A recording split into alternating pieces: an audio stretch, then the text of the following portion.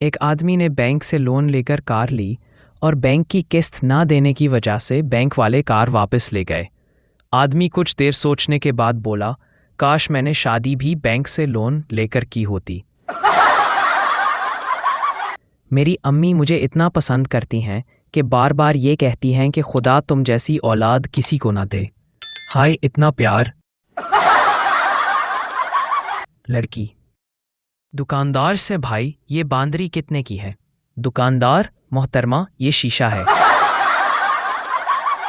बड़ी मुश्किल से वो हमारे घर के दरवाजे तक ही पहुंची थी कि अम्मी बोल पड़े, जाओ बेटा बाजी को अंदर ले आओ।